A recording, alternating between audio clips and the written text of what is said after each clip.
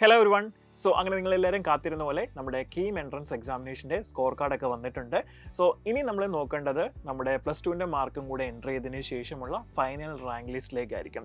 So അതിനിപ്പോൾ തന്നെ നിങ്ങൾക്ക് ഓപ്ഷൻസ് വരുന്നതായിരിക്കും. സോ അതൊക്കെ നമ്മൾ കൃത്യമായിട്ട് നിങ്ങളെ അറിയിക്കും. സോ അതിനുശേഷം നമ്മുടെ അഡ്മിഷൻ പ്രൊസീജിയർ ആയിരിക്കും, അതായത് അലോട്ട്മെൻറ്റ് പ്രോസസ്സ്. സോ ഈ അലോട്ട്മെൻറ്റ് പ്രോസസ്സിന് വേണ്ടി തയ്യാറെടുക്കുന്ന സമയത്ത് നിങ്ങൾ കോളേജുകളും അതുപോലെ തന്നെ ബ്രാഞ്ചുകളും കൃത്യമായിട്ട് അതിനകത്ത് എൻ്റർ ചെയ്യേണ്ടതായിട്ടുണ്ട്.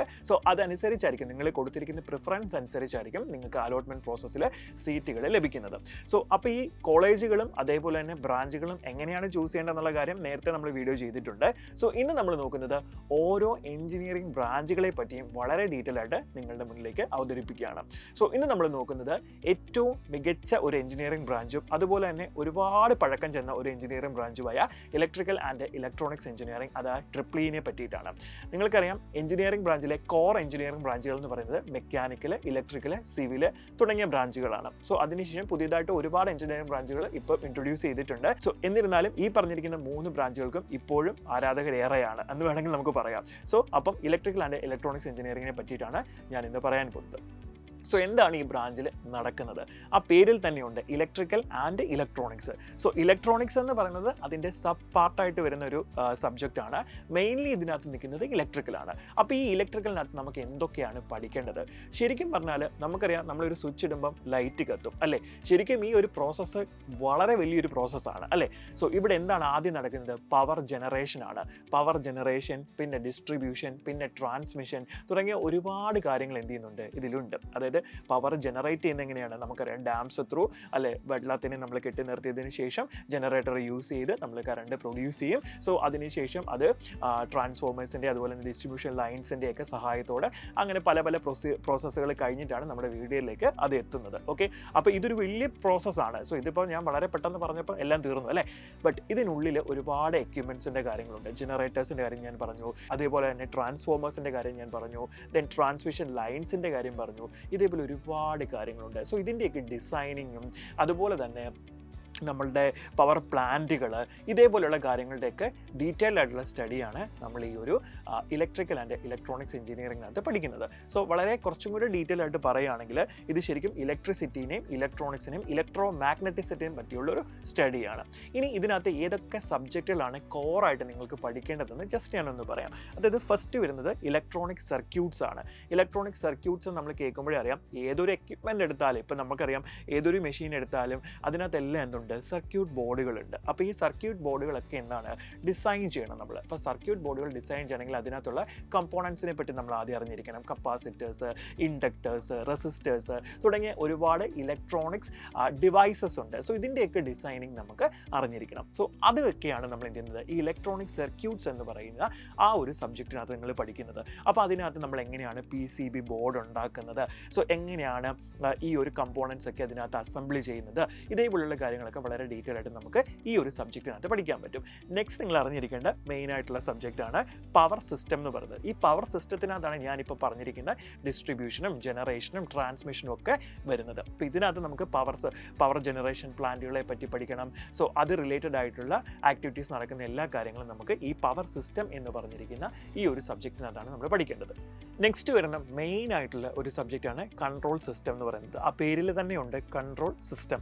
അതായത് സിസ്റ്റം നമ്മൾ പഠിക്കുന്ന എല്ലാ കാര്യങ്ങളും, അതായത് നമ്മൾ ഡെവലപ്പ് ചെയ്യാൻ പോകുന്ന ഓരോ സർക്യൂട്ട്സ് ആയിക്കോട്ടെ, ഓരോ എക്യുപ്മെൻ്റ് ആയിക്കോട്ടെ, ഇതിനകത്തൊക്കെ നമ്മൾ എന്ത് ചെയ്യണം, ഒരു കൺട്രോൾ ഓപ്പറേഷൻസ് നമുക്ക് മെയിനായിട്ട് അതിന് വേണം അല്ലേ? സോ ഇതാണ് ഈ കൺട്രോൾ സിസ്റ്റത്തിനകത്തോട് നിങ്ങൾ പഠിക്കുന്നത്. സോ അതിനകത്ത് കുറേ കാര്യങ്ങളുണ്ട്. നമ്മളിപ്പം റഫായിട്ട് പറഞ്ഞ ഒരു ഇൻപുട്ട് ഒരു ഔട്ട്പുട്ട് കിട്ടും. ഒരു ഇൻപുട്ടും ഒരു ഔട്ട്പുട്ടും വരണം എന്നുണ്ടെങ്കിൽ ഒരു ഇൻപുട്ട് കൊടുത്താലേ ഔട്ട്പുട്ട് വരുവുള്ളൂ. ഇൻ ബിറ്റ്വീൻ നടക്കുന്ന പ്രോസസ്സിനകത്തൊക്കെ നിങ്ങളെ ഹെൽപ്പ് ചെയ്യുന്ന ഒരു സാധനമാണ് ഈ കൺട്രോൾ സിസ്റ്റം എന്ന് പറയുന്നത്. സോ വളരെ വലിയൊരു ബ്രാഞ്ചാണ്, വളരെ ഇമ്പോർട്ടൻ്റ് ആയിട്ട് നിങ്ങൾ പഠിക്കേണ്ട ഒരു സബ്ജക്റ്റും കൂടിയാണ്. നെക്സ്റ്റ് വരുന്നത് ഡിജിറ്റൽ ഇലക്ട്രോണിക്സ് ആണ്. നിങ്ങൾ പഠിച്ചിട്ടുണ്ടായിരിക്കും ഫ്ലിപ്പ് ഫ്ലോപ്സ്, രജിസ്റ്റേഴ്സ്, അങ്ങനെ കുറേ കാര്യങ്ങൾ അല്ലേ? നമുക്കറിയാം ഓരോ ചിപ്പുകൾ, IC ചിപ്പുകൾ നമ്മൾ വിളിക്കും, ഇൻ്റഗ്രേറ്റഡ് സർക്യൂട്ട്സ്. സോ ഇതിൻ്റെയൊക്കെ ഡിസൈനിങ് ഒക്കെ കാര്യങ്ങളാണ് ഈ ഇതിൻ്റെയൊക്കെ ഡിസൈനിങ് ആണ് ഈ ഡിജിറ്റൽ ഇലക്ട്രോണിക്സിനകത്ത് നിങ്ങൾക്ക് പഠിക്കാനുള്ളത്. Synchronous counters, asynchronous counters. നിങ്ങൾ കണ്ടിട്ടുണ്ടോ ഓരോ ഷോപ്പിലൊക്കെ പോകുമ്പോൾ രാത്രിയിൽ LED ലൈറ്റൊക്കെ ഉപയോഗിച്ച് ഡിസ്പ്ലേ ബോർഡുകൾ നിങ്ങൾ കണ്ടിട്ടില്ലേ? കടകളുടെ പേരൊക്കെ എങ്ങനെ ട്രാൻസ്ഫർ ചെയ്ത് മാറി മാറി മാറി മാറി പോകുന്നത്. സോ ഇതൊക്കെ എന്താണ് ഈ ഡിജിറ്റൽ ഇലക്ട്രോണിക്സിൻ്റെ ഹെൽപ്പോടുകൂടി നടക്കുന്ന കാര്യങ്ങളാണ്. ഇനി അടുത്തത് അനലോഗ് സർക്യൂട്ട്സ് അല്ലെങ്കിൽ അനലോഗ് ഇലക്ട്രോണിക്സ് നമ്മൾ വിളിക്കും.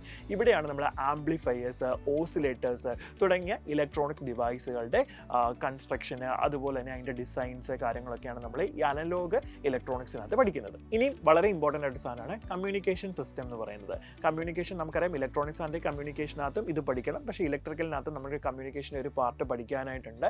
സോ എങ്ങനെയാണ് നമ്മൾ tower to tower communication, mobile to tower communication, ഇതേപോലുള്ള കമ്മ്യൂണിക്കേഷൻസ് എങ്ങനെ നടക്കും, അതുപോലെ തന്നെ ഒരു ഡേറ്റ നമ്മൾ അങ്ങോട്ട് വിട്ട് കഴിഞ്ഞാൽ അത് എങ്ങനെ റിസീവറിൽ വരും, അതുപോലെയുള്ള കുറേ കാര്യങ്ങൾ, ട്രാൻസ്മിറ്റേഴ്സ്, അങ്ങനെയുള്ള കാര്യങ്ങളൊക്കെയാണ് ഈ ഒരു ടോപ്പിക്കിനകത്ത് നമ്മൾ പഠിക്കുന്നത്. സോ ഇത് ജസ്റ്റ് ഒന്ന് നമ്മൾ ചുരുക്കം മാത്രമാണ് പറഞ്ഞിരിക്കുന്നത്. കോറായിട്ട് നമുക്ക് ഒരുപാട് സബ്ജക്റ്റുകൾ പഠിക്കാനുണ്ട്. വളരെ ഡീറ്റെയിൽ ആയിട്ട് നമുക്ക് മെഷീൻസിനെ പറ്റി പഠിക്കണം, ഡ്രൈവ്സ്, അതുപോലെ തന്നെ ജനറേറ്റേഴ്സ്, ഇതുപോലെ എല്ലാ കാര്യങ്ങളും എല്ലാം A to Z, അതായത് പ്രോബ്ലംസ് ആണ്, ഇതിൻ്റെ ഡിസൈനിങ്, അതുപോലെ തന്നെ ഇതിനകത്തെ ഓരോ മെഷർമെൻറ്റ്സും എങ്ങനെയാണ് നമ്മൾ കാൽക്കുലേറ്റ് ചെയ്യേണ്ടത്, ഇതൊക്കെ നമുക്ക് പഠിക്കേണ്ടതാണ്. സോ ഇതൊക്കെ ആയിട്ട് റിലേറ്റ് ചെയ്ത് പഠിക്കാൻ താല്പര്യമുള്ള കുട്ടികളാണെങ്കിൽ നിങ്ങൾക്ക് എന്ത് ചെയ്യാം, ഈ ഒരു ബ്രാഞ്ച് ചൂസ് ചെയ്യാം. അതായത് കറണ്ട്, ഇലക്ട്രിസിറ്റി, ഇതൊക്കെ റിലേറ്റ് ചെയ്ത കാര്യങ്ങൾ പഠിക്കണമെങ്കിൽ നിങ്ങൾക്ക് ഈ ബ്രാഞ്ച് ചൂസ് ചെയ്യാം. ഇനി അപ്പോൾ നിങ്ങൾ ചോദിക്കും, ഇത് പഠിച്ചു കഴിഞ്ഞാൽ എവിടെയായിരിക്കും നമുക്ക് ജോലി കിട്ടുന്നത് അല്ലേ?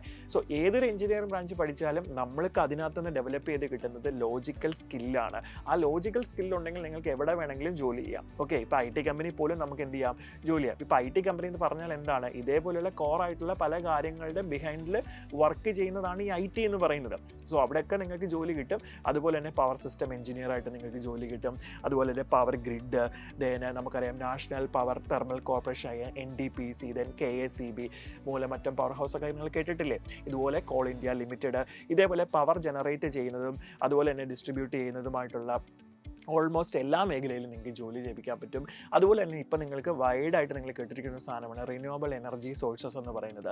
അതായത് സോളാറിൽ നിന്ന്, അതുപോലെ തന്നെ വിൻഡിൽ നിന്ന്, ഇതിൽ നിന്നൊക്കെ നമ്മൾ എന്ത് ചെയ്യുന്നുണ്ട്, ഇലക്ട്രിസിറ്റി പ്രൊഡ്യൂസ് ചെയ്യുന്നുണ്ട്. സോ ഇതൊക്കെ റിന്യൂവബിൾ എനർജി സോഴ്സസ് എന്ന് പറഞ്ഞ ഒരു ഫീൽഡ് തന്നെയുണ്ട്. സോ അതിൽ നിങ്ങൾക്ക് താല്പര്യം ഉണ്ടെങ്കിൽ ആ ഏരിയയിൽ നിങ്ങൾക്ക് ജോലി ലഭിക്കും. ഇങ്ങനെ നിരവധി ഏരിയാസിൽ നമുക്ക് എന്ത് ചെയ്യാൻ പറ്റും, ജോലി ലഭിക്കാനുള്ള സാധ്യതയുണ്ട്. അതേപോലെ നമുക്ക് ഇന്ത്യയിൽ അറിയാം, നമ്മുടെ ഇന്ത്യൻ റെയിൽവേ, ഇപ്പോൾ നമുക്കറിയാം എല്ലാ ട്രെയിൻസും ഇലക്ട്രിസിറ്റിയിലാണ് റൺ ചെയ്യുന്നത്. അതിനകത്ത് ഇലക്ട്രിക്കൽ എഞ്ചിൻസിൻ്റെ മാനുഫാക്ചറിങ്, കൺസ്ട്രക്ഷൻ, ഇതിനകത്തൊക്കെ നമുക്ക് എന്ത് ചെയ്യുന്നുണ്ട്, ഇലക്ട്രിക്കൽ എഞ്ചിനീയേഴ്സിൻ്റെ ആവശ്യം വരുന്നുണ്ട്. സോ ഒരുപാട് ഓപ്പർച്യൂണിറ്റീസ് ആണ് നിങ്ങൾക്കുള്ളത്. സോ കോർ എഞ്ചിനീയറിംഗ് ബ്രാഞ്ച് ആയതുകൊണ്ട് തന്നെ ഈ ഫീൽഡിൽ നമുക്ക് ജോലി ലഭിക്കണമെങ്കിൽ എക്സ്പീരിയൻസ് മസ്റ്റ് ആണ്. സോ അപ്പം നമുക്ക് ജോലി പഠിച്ചിറങ്ങിയതിന് ശേഷം തുടക്കം കിട്ടുന്ന ജോലി എന്ന് പറഞ്ഞാൽ ചെറിയ ജോലികളൊക്കെ ആയിരിക്കാം ലഭിക്കുന്നത്. പക്ഷെങ്കിൽ അത് നമ്മൾ കുറച്ച് എക്സ്പീരിയൻസ് ആയി കഴിയുമ്പോഴത്തേക്കും നമുക്ക് വളരെ നല്ല പൊസിഷനിലേക്ക് പോകാനുള്ള ഒരു ഓപ്പർച്യൂണിറ്റിയും നമുക്ക് എന്ത് ചെയ്യും, ഇതിലൂടെ ലഭിക്കുന്നതാണ്. സോ ഇപ്പോഴും ട്രെൻഡിങ്ങിലായിട്ടുള്ള ഒരു ബ്രാഞ്ച് തന്നെയാണ് EEE എന്ന് പറയുന്നത്. സോ നിങ്ങൾക്ക് ഈ പറഞ്ഞ കാര്യങ്ങളൊക്കെ താല്പര്യമുണ്ടെങ്കിൽ ഡെഫിനറ്റ് ആയിട്ട് ഈ ബ്രാഞ്ച് ചൂസ് ചെയ്യുക. സോ എന്തായാലും എല്ലാവരും ബ്രാഞ്ചുകളെ പറ്റിയൊക്കെ ഒന്ന് അറിഞ്ഞിട്ട് ശേഷം മാത്രം ബ്രാഞ്ചുകൾ ചൂസ് ചെയ്യുക. All the best.